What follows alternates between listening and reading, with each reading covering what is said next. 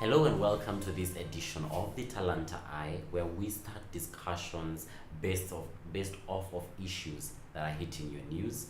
Now, today's papers, that's the Daily Nation and the Standard, seem to have a similar look, and especially because they are all talking about the election petition filed by the NASA coalition contesting the election results of the just concluded Kenyan election. And there's also a very warming picture of our president-elect Uhuru Kenyatta and his deputy William Ruto, who were attending a church service yesterday in Ngong at ACK, and there's a picture of them interacting with a young girl who seems to have commanded a lot of VIP attention.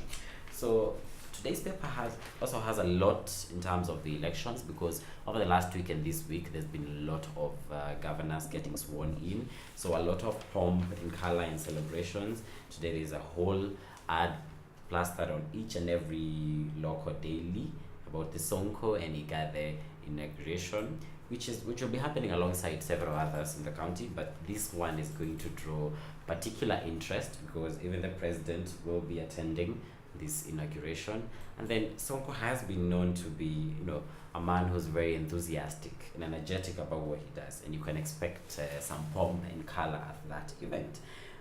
Of interest is that he put up a disclaimer in this ad in the dailies today, and the disclaimer reads, "This event is not sponsored by the Nairobi City County government, nor the Ministry of Devolution. It's a personal initiative from His Excellency Mike Sonko Mbuvi Kioko, just as the ongoing cleanup program by the Sonko Rescue Team."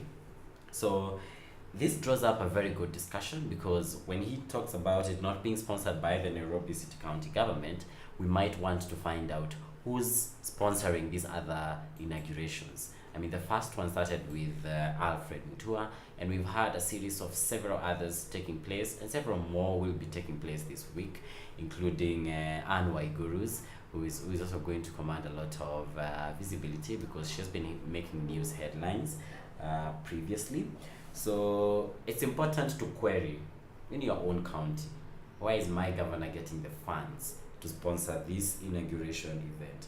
And then it also draws up the question, who is actually supposed to sponsor this inauguration event? And when he says just as the ongoing cleanup program by the Sonko Rescue Team, it's very important to note that this has been happening in Nairobi County. A lot of cleanup exercise has been happening. Sonko has deployed so many youth with his Sonko Rescue Team, his now famous Sonko Rescue Team, to continue taking place in what's happening. In fact, so much so that on Twitter there is an ongoing list or array of jokes on on his rescue team. I saw one tweet that you might leave your clothes soaked and find them in the evening cleaned up by the Sonko Rescue Team. I mean, Kenyans always have a very good way of finding humor in everything that goes. Now, our president Uhuru Kenyatta has a new aide-de-camp. Now, an aide-de-camp is a senior officer who helps to handle confidential matters, especially for senior officials. Mostly they come from the military, and his new aide-de-camp is Colonel Victor Mboro. And a lot of this, he was noticed, or people came to this realization yesterday at the church service in Ngong. And I think as we get into a new phase or a new era, because this is a new term of government, we might expect to see a lot of changes, even at county levels. It's anticipated that a lot of jobs, will be lost, or there will be a lot of replacements. But we hope it's all for the better and we get better service delivery. So we'll continue looking at more issues hitting your headlines and hitting your papers today. Join us shortly after this break. We take a short break. We'll be back right after this.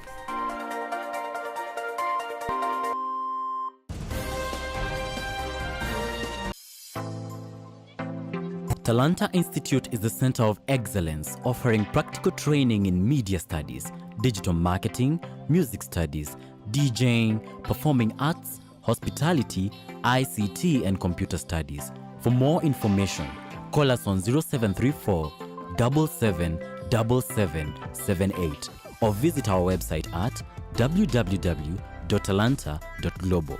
Talanta Institute, unveiling champions. Welcome back to the Talanta Eye, where we spark off discussions of issues hitting your news. And I was going through a very interesting story here from a lady in Wasingishu who's a mother of 6, aptly now a mother of 9. She goes by the name Winnie Chebet Ngetich, who really wanted to vote in the August 8th elections, but because she went into labor and gave birth to triplets while preparing to cast her ballot, she decided that she still had to have a stake in her elections. So she gave birth to a boy and 2 girls, and decided to interestingly name them one. The boy was named after the governor Jackson Mandago. That's the governor-elect of Wasingishu. And then for the ladies, one was named for the county women representative, that is Gladys Sholay, and Tarbo MP-elect Janet Rotich. So it's very, very interesting to see, and this is not new. Every time we're in an election year or election phase, we have a lot of newborns who bear the names of politicians who are vying for certain seats. Now, I'd like to jump over straight to a story that was also very interesting now that we're still in Matters election.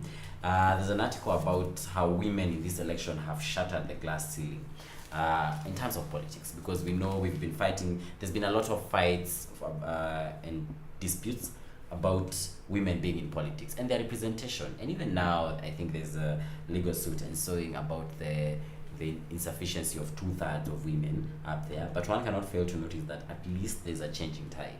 For the first time ever, we have female governors, and the first 3 female governors to be elected are in Kitui County, with the governor-elect Charity Ngilu.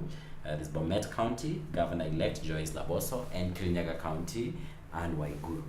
So I think this could change the situation as it has been before. It shows a lot of confidence in women in leadership, and we are at least giving them new helms. It would be good one day to look forward to having a female president in our country. Now, today there's an ad. I think today a lot of ads got my attention. There was the Sonko ad, and there was this ad by The Standard, which I must applaud, because last week we talked a lot about fake news and the place of fake news and peddling of fake news.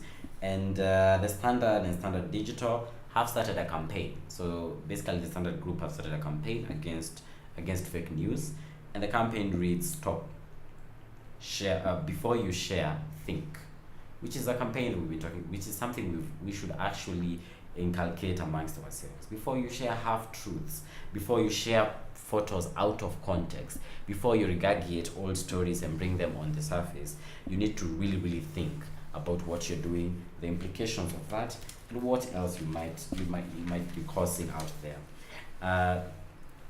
At the Talanta Eye, we're very passionate about talent, and of course, if an issue revolves around talent or there's a story about that will catch our attention here. There's something about why companies invest in talented youth, and it has a focus on Brookside. Now, last week we talked about the heavy sponsorship that Brookside has put in the East African Secondary School Championships, and this is not the first time Brookside has supported talent, which is very good to see them coming into play, because even when they sponsor these games, they engage a lot of professionals to scout for talent, which in essence creates a very good platform for talents to be able to be nurtured, grow and develop, and even craft out a great career out there. And then they've also partnered with Strathmore to make sure that talented players from these games also get an opportunity to pursue education, which they can fall back on once they retire from their sports. Though I feel that when it comes to falling back on, one should be able to retire off their talent. So there's a bit of a debate up here, and especially one that I'd like you to tell us what you think about it, in partnering to tell the talented players that they can have an education as a fallback plan, which is good. It's good to have safety and a fallback plan. But don't you think they should also be creating an environment where the talent is the career? When you have a full-blown career, you don't really need a fallback plan, and you should be able to retire off your talent and not need to have to go back or venture into other careers just to survive. But Heko kwa Brookside, congratulations very much for what you're doing. This should be also a wake-up call to several other corporates to get into it. See what you can do to sponsor talents, to create platforms that talents can thrive. Now, away from talent, because I think today is Monday and a lot of talent has still not woken up, or maybe the paper still doesn't want to show more of talent, because the paper is very heavily political these days. We hope this will change. There's the stories of inaugurations again, even in the nation. Announcements, governors are putting up so many announcements, or county governments are putting up so many announcements in the newspaper, and 4 pages, 3 pages, even more. But as we said in the first segment, please find out where that money is coming from. We wouldn't want to see money for development being used to put up pomp and colorful shows. As we conclude and wrap up for today, there is a story in the business section of the nation that is very, very interesting, especially to investors and to business players in the country, because according to PricewaterhouseCoopers, 13 global hotels are set to open their doors by 2021. Now, we've already had an influx of global hotel franchises in our country. We have the Hilton, the Sarova, Kempinski, Radisson, and several others, and we expect to see even more set up. Some will be the same brands putting up new hotels, others will be new brands looking to enter into our market, which shows that our market is on a growing curve. Our economy is going to grow very fast because there's a rising demand owing to the growth in domestic tourism and even the lifting of the bans from the countries that had travel advisories for their citizens to come into this country. So thank you very much. Let's continue this conversation online. Comment or tell us your views on the issues that we've discussed today. Bring up more issues that we may not have time to bring up, so that we can talk about it, keep the discussion going. The avenues to reach me are the socials, which will be displayed on your screen. And until tomorrow, this has been the Talanta Eye. Thank you for being here with me.